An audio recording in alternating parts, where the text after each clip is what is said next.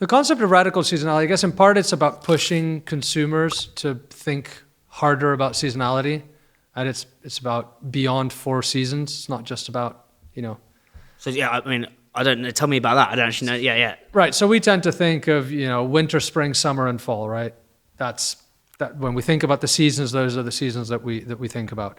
Having said that, most people don't know what is in season when, except for some iconic ingredients like, asparagus and peas. But radical seasonality is about taking a much deeper view on seasonality, taking a finer comb on it, which means to the extreme is what I call seasonality 365, right? It's every day seasonality is progressing every single day. And it doesn't matter what window you take, right? If you take a week, if you take 6 days, 10 days, doesn't matter, whatever you want, right? You take 10 consecutive days within a period, that is a seasonal window that is very important in its own right, particularly if you take forage product, right? So that's what radical seasonality is about. It's about living in the moment. It's about making the most of those ingredients at that time, at that peak, right?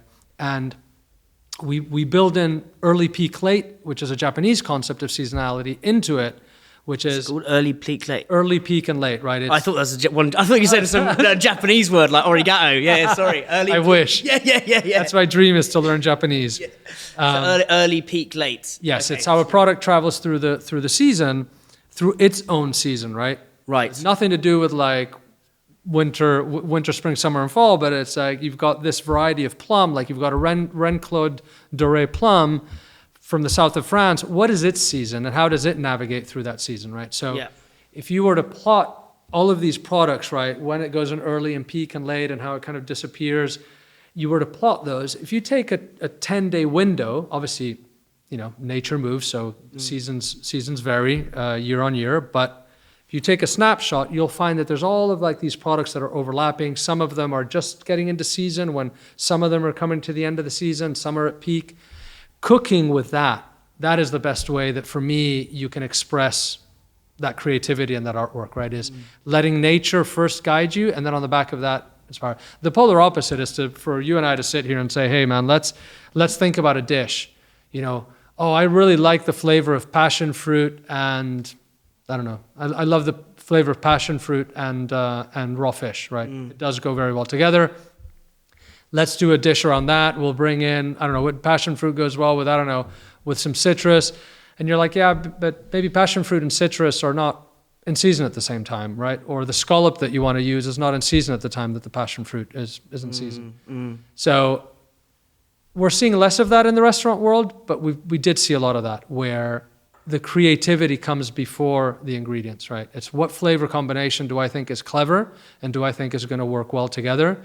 And then on the back of that, building a dish and bringing components in. Whereas I like to cook, and I believe that the real artistry is from looking at what is available and letting that be the guide and the inspiration that then ends up on the plate. So for me, a place like Braun, anyone that's kind of ingredient led, anyone that's leading, that's for me why the sourcing is really important.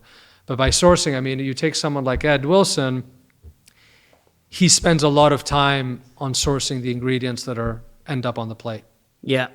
And about on the seasonality piece, like radical seasonality, like what are some of the, like when is stuff good, when is stuff bad, like what are some of the, so like say like let's take some kind of fruits and vegetables that are in most people's homes probably right now, like your strawberries or your raspberries or like, I don't know, fucking cucumbers, right? Like what are some of the, like when are those best, when are those worst, and I mean, fruits tend to be a summer product. You have some stuff that is spring, so you've got strawberries that come out in the spring. Things are blurring a little bit because even good quality produce now, seasons are extending. We've done that with asparagus here, which I'm not a big fan of growing asparagus indoors to bring the season in earlier because the quality is not the same.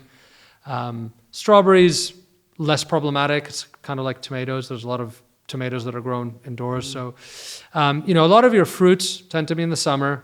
What are your thoughts on the sort of James Dyson strawberry thing where you can get strawberries all year round? I haven't heard about what. James Dyson, the Hoover. Yeah, the Hoover guy. Yeah. Actually, Hoover's a brand. Actually, it's a vacuum cleaner. Right. Yeah. Yes. They call him the Hoover bloke. Mate, he does strawberries now. Like he does these strawberry farms. He's doing the. I think they go into Waitrose, but they're grown almost vertically. Yeah, I don't believe in that. Really interesting because because vertical farming is the other. It's super energy intensive, Yeah. and the flavor and nutrition is not there. So they're just sort of faux. They're basically biscuits of strawberries, really. Yeah, they're a good biscuit. Yeah, they're a good biscuit. Yeah. Good biscuit. That's the best way of selling it. Yeah, They're not that bad. Biscuits. But Yeah. Good biscuit. It's not that bad, but they're terribly energy intensive. Right. I don't think we need them. Yeah. I think that we can grow, and also we shouldn't be growing strawberries year round. I just don't see the point. Yeah. We should be eating strawberries at, spring and summer, early summer.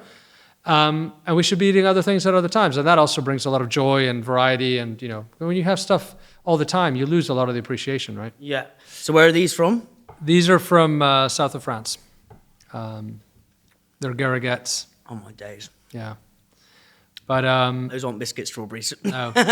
One of the nice things with seasonality is, I touch on this in the book, is at the extremities. So for here in the UK, we take asparagus, right? Asparagus, classical spring product.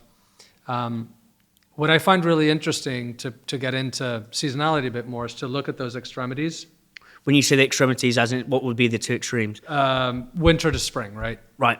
So where the concept of radical seasonality is most evident is where you get that big contrast. So, for example, citrus, super classical winter product, right? Really? Yeah.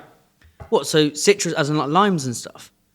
I mean, lemons, the lemon tree and lime, they flower 3 times a year, most of them. Right. So you get production year round. Okay. What citrus would be So in? oranges, right? Really? Oranges, pomelos, grapefruits, all that kind of stuff, right? Their season is the winter time. That's mental. I always. That's for a whole other podcast in terms of why certain fruits Sure. are in season at certain times of year. It's really fascinating to think through that. But so citrus, winter product, asparagus, English peas, broad beans. Those are very spring product. I mean, here in the UK, English peas and broad beans are a little bit kind of touching almost on summer. But you have these kind of very iconic products in each one of those seasons. Interestingly, because they do overlap, right? There's a time when, like now, where you've got the late citrus that's still around, and you've got peas and broad beans that have started. They actually work incredibly well together, peas and broad beans, and citrus, right? So I find that is a great time to get people to understand seasonality a little bit better, is that you can demonstrate that what's really important is not so much whether something is winter or fall or a summer product, but is what is that variety of citrus that you're eating? Is it more of a later variety? When is it in season? Does it happen to be in season at a time when some of the early spring products are coming in? I mean, it's like, wild garlic and orange goes really well together.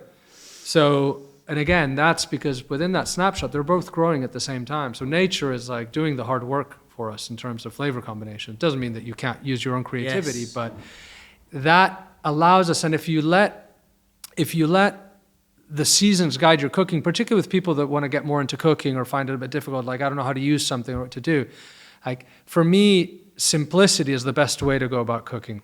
It also makes it easier for you to cook at home if rather than needing to look up a recipe or trying to go and source 10 ingredients, 15 ingredients, aside from the fact that a lot of the recipes that are in cookbooks, particularly over like from 2010 backwards, even nowadays, most of them are not seasonal. Some of them are, but there are a lot of recipes out there that are not seasonal. Really? Espressos is sponsored by supply chain software gurus Unleashed. It talks your e-com and accounting software. It's helped islands cut admin time in half, get granular clarity on your margins, know where your stock is, don't miss availability. Brands like Candy Kittens, Tiny Rebel and Trip all use Unleashed, and so should you.